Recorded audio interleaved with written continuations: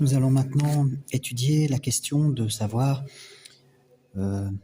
comment se fait-il que les pasteurs de l'Église protestante se recommandent eux-mêmes quelque part, puisqu'il y en a à tous les coins de rue. Et par contre, on pourrait les reprendre par un verset de la Bible que Paul cite. Il dit ils sont partis, mais ils n'ont pas été envoyés. Donc ils se sont recommandés eux-mêmes. Et il est très clairement écrit, personne ne se recommande soi-même. Il faut qu'il y ait un sacrement de l'ordre, c'est-à-dire une ordination épiscopale, c'est-à-dire de l'évêque qui envoie le prêtre ou qui consacre, car on ne se recommande pas soi-même encore une fois. Alors, si l'on veut examiner avec attention la nature et l'essence des autres sacrements, on reconnaîtra facilement qu'ils dépendent tous du sacrement de l'ordre, puisque sans lui, les uns ne pourraient jamais ni exister, ni être administrés, et que les autres demeureraient privés de toute cérémonie solennelle, ainsi que d'un certain culte et de certains rites religieux.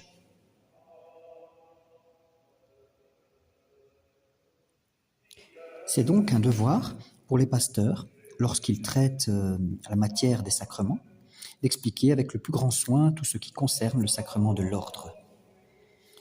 Et donc, il est utile d'expliquer aux fidèles qu'est-ce que c'est que le sacrement de l'ordre.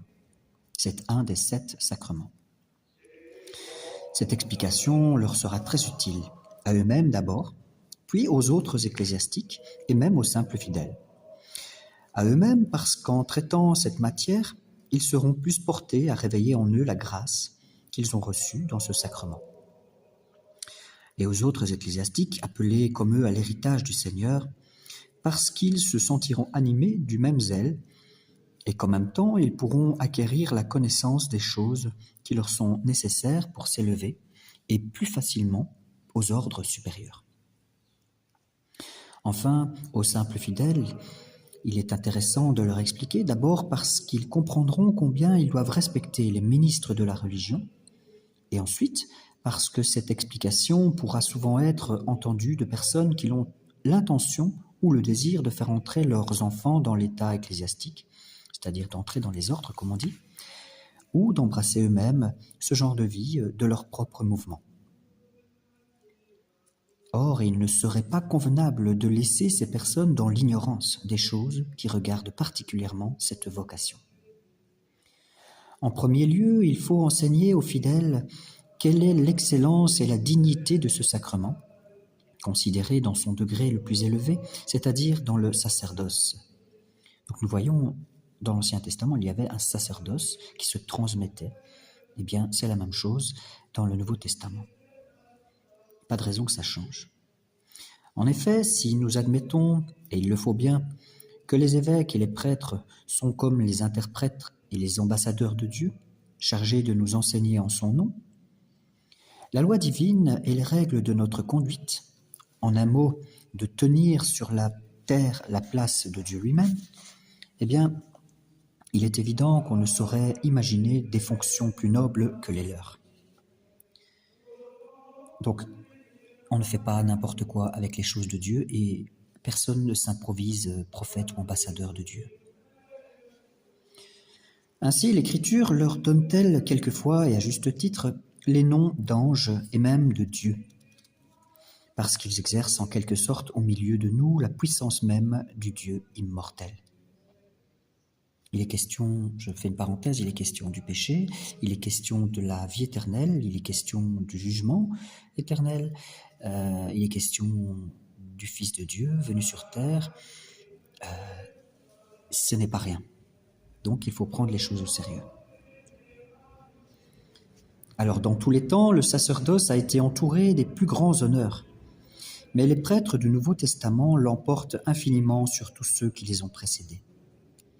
Le pouvoir qu'ils ont de consacrer et d'offrir le corps et le sang de notre Seigneur Jésus-Christ et celui de remettre les péchés dépasse toutes nos conceptions humaines. On ne peut rien trouver de comparable sur la terre.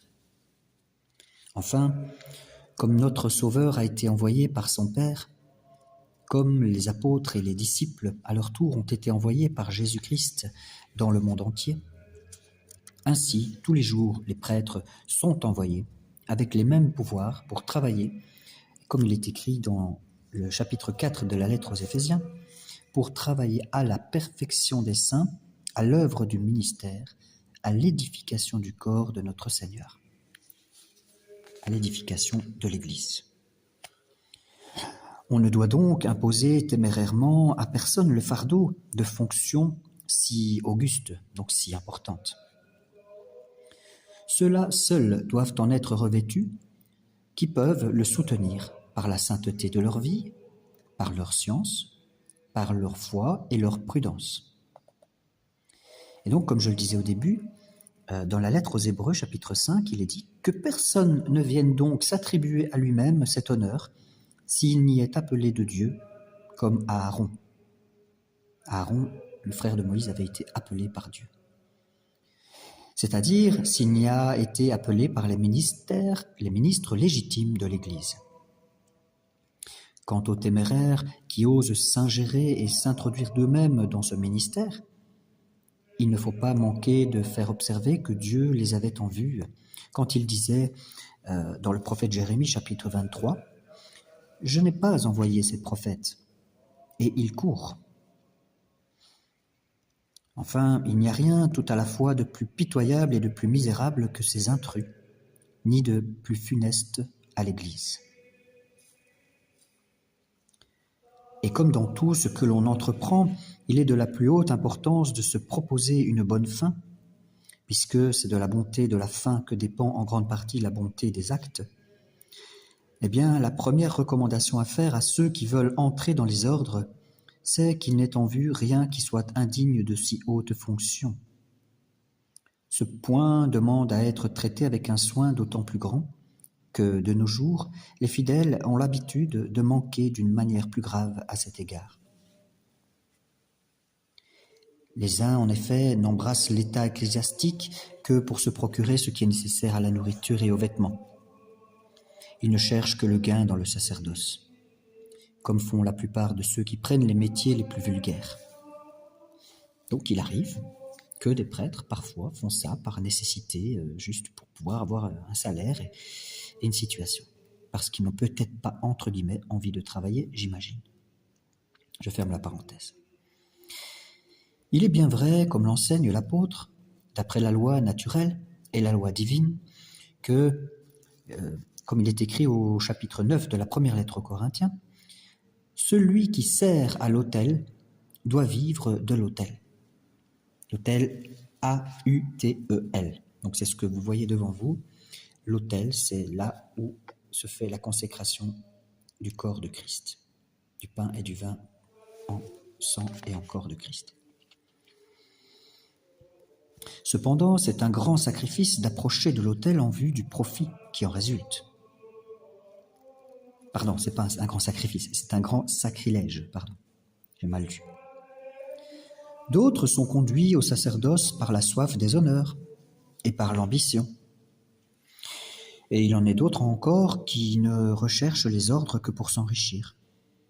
Et la preuve, c'est que si vous ne leur offrez quelques bénéfices considérables, ils ne songent même pas à recevoir un seul des ordres sacrés.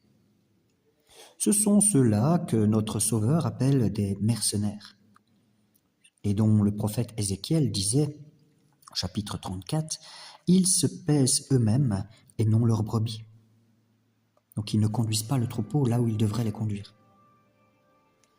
Leur bassesse et leur avidité a déshonoré l'état ecclésiastique aux yeux des fidèles, qui le regardent maintenant presque comme la profession la plus vile et la plus méprisable. Aussi ne tirent-ils pas d'autres fruits de leur sacerdoce que celui que recueillit Judas de son apostolat, c'est-à-dire leur perte éternelle.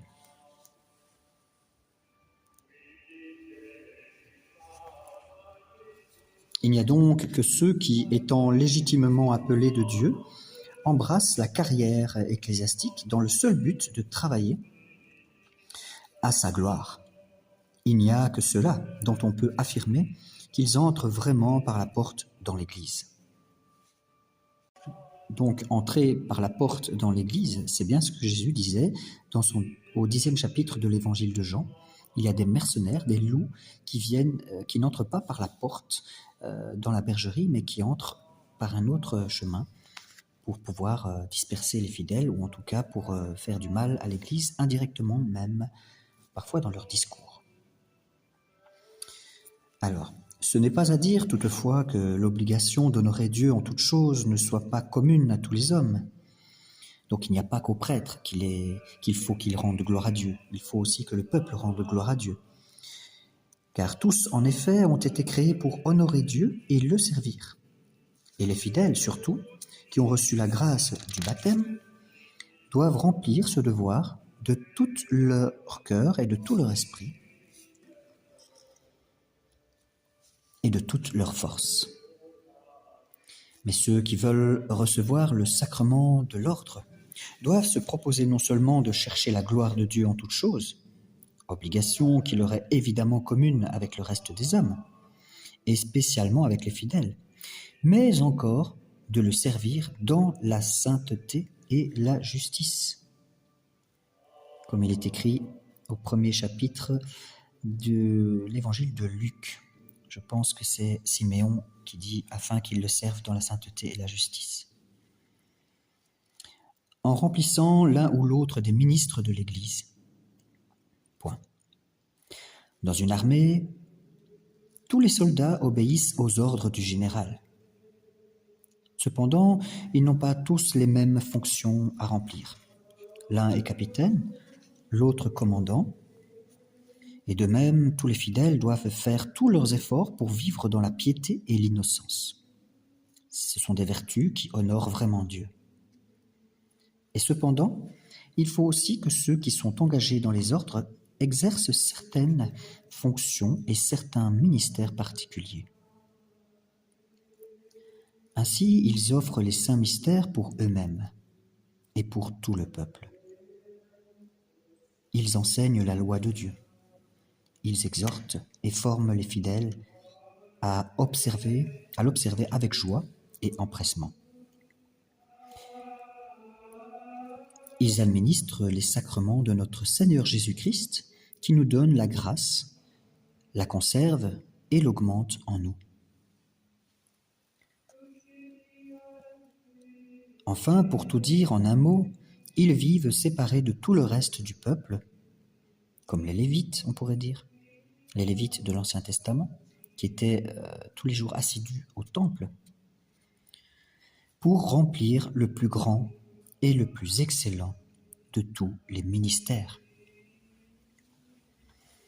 Ces explications, une fois données, les pasteurs passeront à celles qui se rattachent, à proprement parler, à la nature même du sacrement, afin que les fidèles qui désirent entrer dans l'état ecclésiastique sachent bien à quel genre de dignité ils sont appelés et quelle est l'étendue de la puissance que Dieu a donnée à son Église et à ses ministres.